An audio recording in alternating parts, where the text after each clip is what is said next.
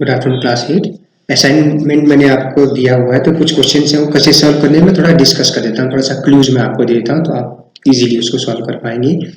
पहला क्वेश्चन है name the regular polygon with 8 sides. तो आप लिख दोगे रेगुलर ऑक्टागन, ठीक है।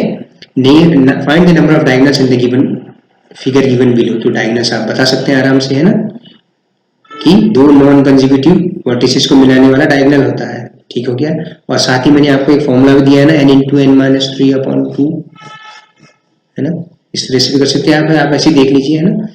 तो इनको ज्वाइन कर दीजिए और यहाँ पर लिख दीजिए कितने डायगोनल्स हैं। 1 मार्क का क्वेश्चन है। Find x in the following figure, ठीक है। तो ये एक क्वाड्रिलेटरल है भैया, 110 डिग्री है, ये 60 डिग्री, ये एक्स है, ये 90 डिग्री है। अगर ये 90 डिग्री है तो ये वाला एंगल भी 90 डिग्री हुआ लीनियर पेयर से ना, अंदर का इंटीरियर एंगल। तो sum of angles of a quadrilateral 360 degree. अगर ये 90 है, ये 60, ये 110, तो एक्स की वैल्यू आपके पास है ना 150 प्लस 110 260, तो 100 डिग्री आ जाएगा आपके पास answer. Okay. Find the measure of each exterior angle of a regular polygon of 9 sides.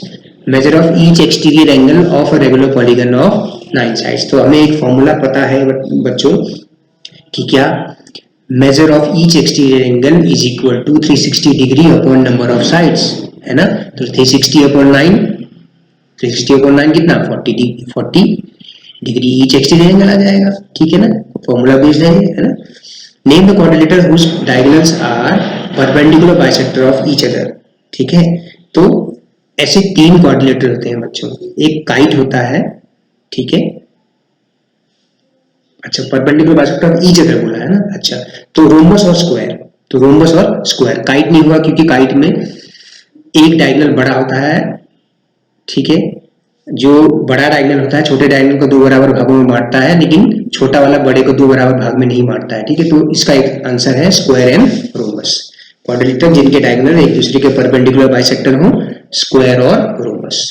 Name quadrilateral which exactly one pair of parallel sides. तो ट्रेपेजियम, एक पेयर, कम से कम एक पेयर होता तो उसको ट्रेपेजियम कहते हैं, ठीक है।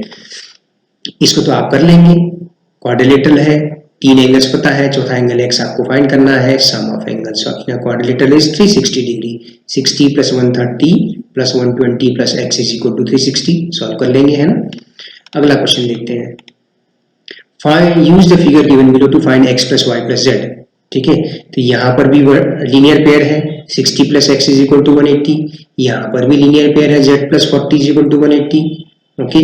और यहाँ पर भी लीनियर पेयर है, y plus 80 is equal to 180। तो x y z की अलग अलग वैल्यू फाइंड हो जाएंगी आपके। 120 यहाँ आएगा, यहाँ 140 आएगा, यहाँ पे 100 आएगा। तो इन तीनों का सम, एक्सटीरियर एंगल्स का सम 360 डिग्री आएगा, देखिए आप, है ना।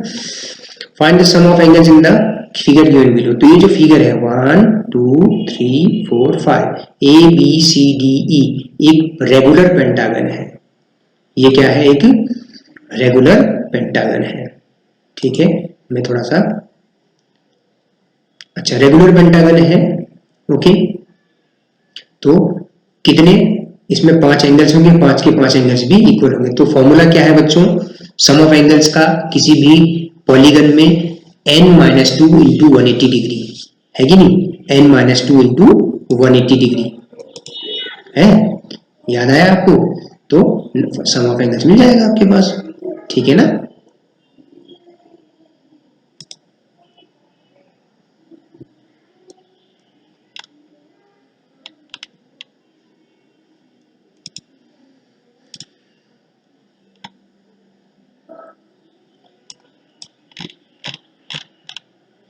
ओके, तो टेक्स्ट बॉक्स में बना देता हूं यहाँ पे। तो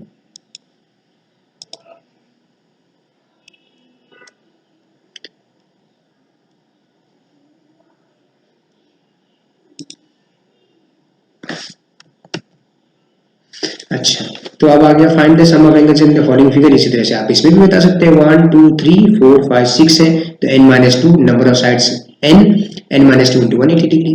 find the number of sides of regular polygon whose exterior angle has a measure of 60 degree, ठीक है। एक्सटीरियर एंगल का सम 60 डिग्री है, number of sides is equal to 360 degree upon measure of exterior angle. Formula है आपका, आप exercise जो solve की उसी से कर रहे हैं आप, ठीक है। ये एग्जाम्पलर क्वेश्चंस हैं और असाइनमेंट फॉर्म में आप लिख रहे हैं, ठीक है।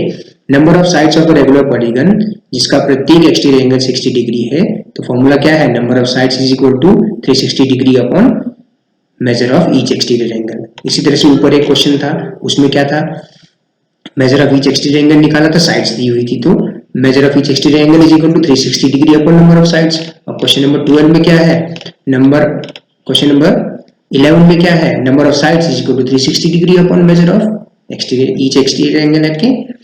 एबीसीडी एक ट्रेपेजियम है जिसमें ए बी और सी डी पैरेलल है, एंगल ए और बी दोनों 40-40 डिग्री है, find the measure of other two angles. ठीक है, ए बी पैरेलल डीसी में एडी इज ट्रांसवर्सल, आप ऐसे लिखेंगे, in A B parallel DC AD is the transversal, sum of angles on same side of transversal, sum of interior angles on same side of transversal is 180 degree। तो angle D plus angle A is equal to 180, तो D की value कितनी आ जाएगी, 140 degree. इसी तरह से C की भी वैल्यू आ जाएगी। ओके, तो इसमें तो ज्यादा डिफिकल्ट नहीं है। The length of two adjacent sides of parallelogram are 4 and 3 cm, find its perimeter।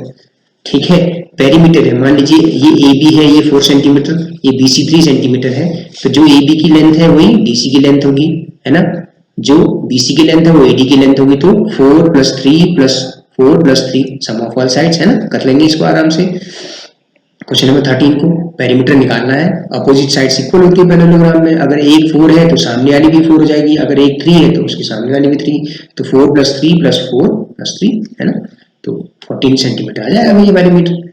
In the following figure, given parallelogram ABCD, find x and y। Okay, तो opposite sides are equal, आप लिखेंगे in parallelogram opposite sides are equal, फिर लिखेंगे AB is equal to DC, यानी कि 3y - 1 is equal to 26। Equation को solve कर लीजिए। ठीक है, AD is equal to BC, opposite sides are equal, 3x is equal to 18, तो x की वैल्यू फाइंड हो जाएगी इक्वेशन से। ठीक है, क्वेश्चन नंबर 15 देखिए, लॉजिक है केवल। The diagonals AC and BD of rectangle ABCD intersect each other at point O। OA की लेंथ 5 सेंटीमीटर है, AC की लेंथ फाइंड करिए, AC की लेंथ, AC और BD की लेंथ फाइंड करिए। पहली चीज देखिए, प्रॉपर्टी क्या होती है डायगोनल्स की, रेक्टेंगल्स की, the diagonals of a rectangle are equal. पहली चीज याद रखिए कि AC और BD इक्वल लेंथ की होती है and they bisect each other. Okay, अगर OA 5 सेंटीमीटर है, आप लिखेंगे ऐसे, diagonals of rectangle are equal and bisect each other, ये लिख लिया। उसके बाद आप देखिए, therefore OA is equal to OC is equal to 5 centimetre. Okay, OA 5 centimetre, OC 5 centimetre, तो therefore AC is equal to 5 + 5 10 centimetre, and similarly BD is also will be equal to the other diagonal AC, तो BD is equal to AC is equal to 10 centimetre. बस बन गया है question. ठीक है, केवल property आपको याद होगी तो ये क्वेश्चन तुरंत बन जाएगा। ठीक है, प्रॉपर्टी क्या है, diagonals in a rectangle are equal to each other and bisect each other, so therefore OA is equal to OC, तो if OA is 5 then OC also is 5, therefore AC is 10 centimeter, and so in turn BD also will be 10 centimeter। 16th question, in a parallelogram PQRS OQ जो है आपको 4 centimetre दिया है, OQ is given 4 centimetre, therefore OS also will be 4 centimetre, diagonals bisect each other and PR is 5 more than SQ, तो आप लिखेंगे OQ is equal to OS is equal to 4 centimetre, therefore SQ is equal to 8 centimetre. ठीक है, तो आप कहेंगे PR is equal to 5 more than SQ, तो SQ कितना आया था 8 centimetre, 8 + 5 13, so therefore OP is equal to OR is equal to 13/2, PR का आधा है ना, OP is equal to OR, तो PR की लेंथ 13 सेंटीमीटर आ गई, तो OP और OR आपस में बराबर होते हैं, तो OP is equal to half of PR 6.5 centimetre. Given ABCD is a trapezium, find angle C, तो AB और DC पैरेलल है, ये एंगल, तो sum of angles in AB parallel DC, BC is the transversal, therefore sum of interior angles on same side of transversal is 180 degree, तो angle C will be 60 degree। Okay, I hope you can solve this assignment. It is not that much difficult.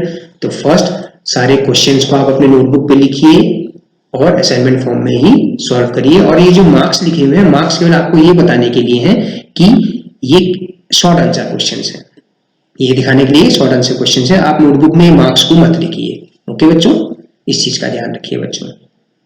ठीक है।